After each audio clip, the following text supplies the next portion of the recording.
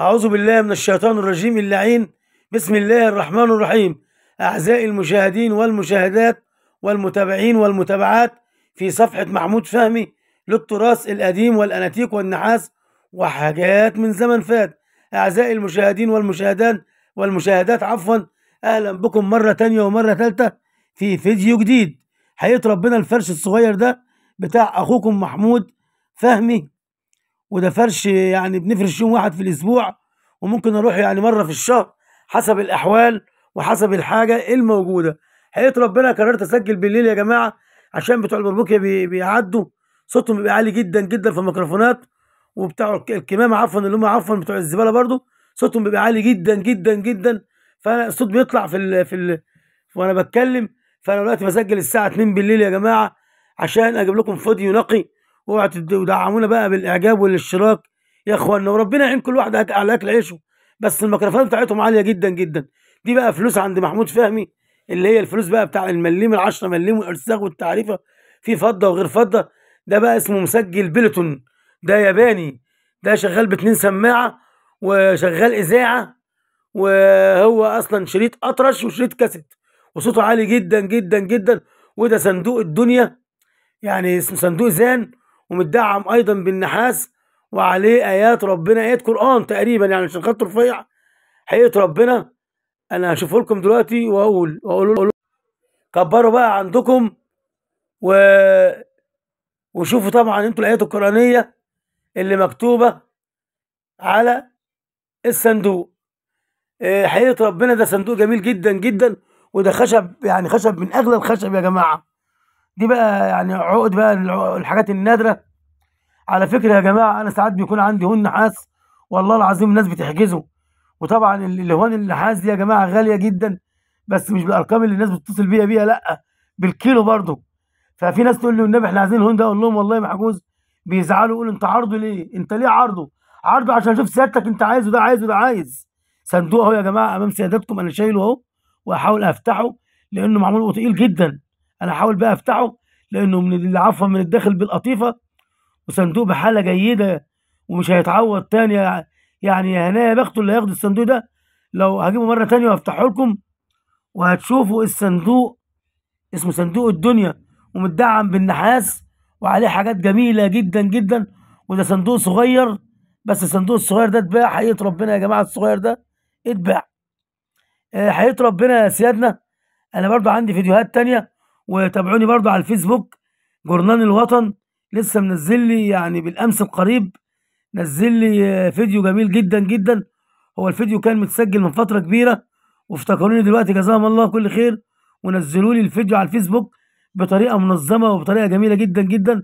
شكر خاص لجريدة الوطن، وشكر خاص لأي جريدة بتساعد الناس اللي زي حالتنا عشان تنشر الشغل بتاعهم وعشان يعرفوا الناس بينا. جزاكم الله كل خير يا جريدة الوطن، أو يا عم سعيد اللي أنت سجلت يعني عندنا الحاجة بتاعتنا منذ يعني شهور قديمة. الله أكبر عليك يا مصر. هو بتاع جريدة الوطن اللي يعني سجلنا من حوالي سنتين ولسه ماسكينه دلوقتي، جزاه الله كل خير.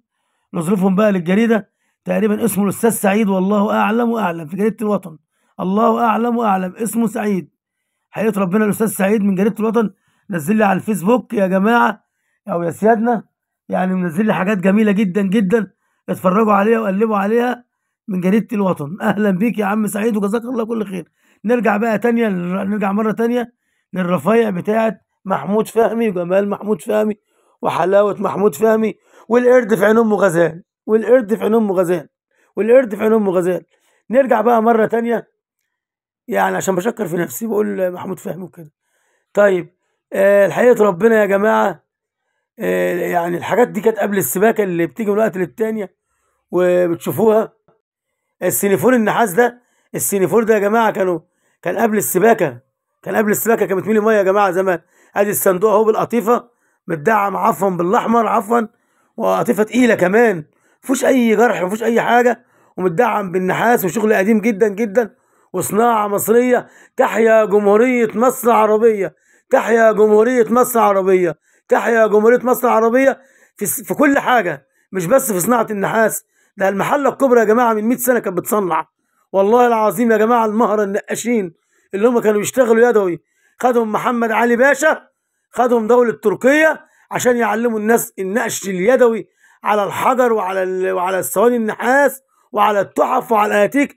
المهره الافات مؤلفه اتخذت من جمهوريه مصر العربيه عشان يعلموا الناس الحضاره. طبعا دوله تركيا دوله كبيره جدا، دوله تركيا دي عفوا دوله كبيره جدا جدا وغنيه عن التعريف ولها كل احترامها ولها طبعا كل جمالها وكل حلاوتها.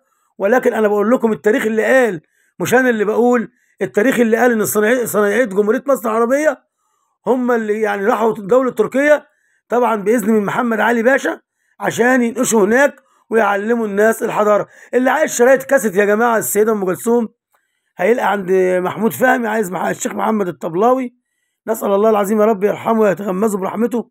اللي عايز طبعا عفوا الفنانه عزيزه جلال هيلقى عند محمود فهمي. اللي عايز بقى محرم فؤاد اللي بيقول يا جارحني ومتهني بجرحي ويعز عليك سعد وفرحي، يا حضراتكم اهو، يا جارحني ومتهني بجرحي ويعز عليك سعد وفرحي، الشاهد بحاله سقيتهولك والمر كله سقيتهولي، يا جارحني منك املا لي الكاس مره تاني املاه. وطبعا حاجات كده وسماعات بقى بتاعت الاذاعه او الميكروفون بتاع الاذاعه برضو للبيع اهو حضراتكم على الفرش. يعني مش احنا عاملين الحاجات عرض، زي ما واحد سمعني كلمتين دلوقتي على الهون النحاس اللي عندي اقول له والله العظيم اتحجز. يا جماعه انا الحاجه الاول بصورها على الفيسبوك، وطبعا انا يعني شغلي على قد راجل على قد جدا جدا بسيط قوي قوي، يعني ببيع الحته او الثانيه وبجيب غيرهم. يعني انتوا شايفينه على الفيسبوك ده كله يعني 95% بتباع حته وبتيجي حته، انا اعمل ايه طيب؟ والوقت النحاس غلي والله العظيم، كيلو الخردة النهارده دخل على 250، وكيلو النحاس اللي لسه هيتصنع الاصفر يا جماعه اللي لسه هيتصنع للواحد اللي لسه هتتصنع ب 900 جنيه الكيلو. يعني مش هنجيب سبرتيات السنه عشان نعرف نبيع سبرتايه، كنا بنجيب السبرتايه ب 100 جنيه وب 120 جنيه بنبيعها مثلا بيطلع لنا فيها 20 30 جنيه.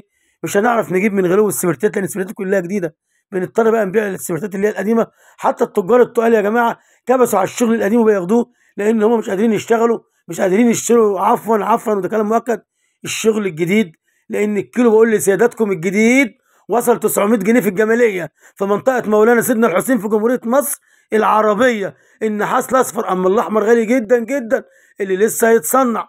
فواحد بيسالني على الهون بقول له اتحجز، زعل يا جماعه وسمعني كلمتين حلوين ودي وجهه نظره زي بعضه.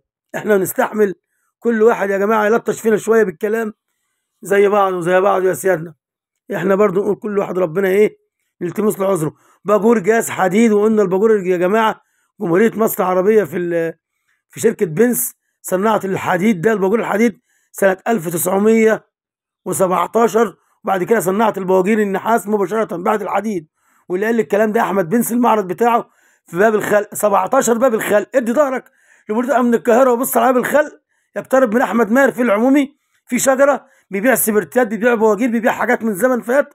هو طبعا يعني احمد بنس ده يعني المعرض بتاعه ده معروف 17 باب الخلق. اسالوا على الباشا احمد بنس يا جماعه وقال لكم على تاريخ البواجير، وعنده سبرتيات وصواني وحاجات جميله. وكل بقى سنه وانتم طيبين بمناسبه السنه الجديده وبمناسبه شهر رجب. ويلا بقى عشان هنختم يا حبايبي وشوفوا وشكم كده على خير. بس قبل ما اختم عايز اقول لكم ادعموني بقى يا جماعه كده مش عارف بيقول لك الاسكرايات دول بيسموها، انا ما اعرفش يا اختي والله. استاذ عبير نور الدين واستاذ افكار البيت المصري والاستاذه ناديه النوبي كده بسمعها بقول لك على اليوتيوب ومناس سؤال بقول لك اسكرايت استعملها بالاسكرايت، انما انا ما اعرفش يا اخوانا. بقول لكم بقى يعني ما تنسوناش بقى في الاعجاب والاشتراك. انا مش عارف اقول اسكرايت دي، سامحوني يا جماعه، انا كل تعليم محو اميه بس بجاهد كده يعني عشان اعرف اكل لقمه كده يعني لقمه عيش. شايفين بقى يا اخوانا الصندوق ده؟ يا حلاوتك يا جمالك تشغلني برمشك ليه. يلا بقى يا جماعه، شايفين الصندوق الجميل الحلو؟ والله العظيم اللي بنى مصر ده كان في الاصل بتاع بسبوسه وكنافه، مش بس حلواني، لا ده كان بتاع قشطه كمان. صندوق متقفل تقفيله تمام. فاكرين التمثيليه بتاعت بيت الغازي دي اللي كانت بتيجي زمان دي؟ التمثيليه كانت بتتكلم بقى عن الاثار والحاجات القديمه دي. شوف بقى الفلوس بقى بتاع الزمان، ال10 مليم وابو الهول والحاجات القديمه والحته بكام؟ حته ب5 جنيه. ادي الصندوق جالكم مره تانية اهو، بيقول لكم انا متدعم بالنحاس وكباسين النحاس والميكروفونات. الفرش بتاع محمود فهمي اهو على الطبيعه يا اخوانا، فرش على قده صغير لكن زي بعضه. ترعه ماشيه ولا بحر واقف. كلمة ترعى يا جماعة يعني فرع من النيل. في ناس يا جماعة بتتصل بيا بتقول لي أو بتكتب لي: هو أنت رغاي ليه؟ يا عم جزاك الله كل خير، التعبان في الشق بياكل. بقى الحاجات الحلوة أمام حضراتكم أهي. وإن شاء الله إحنا هنختم السينفون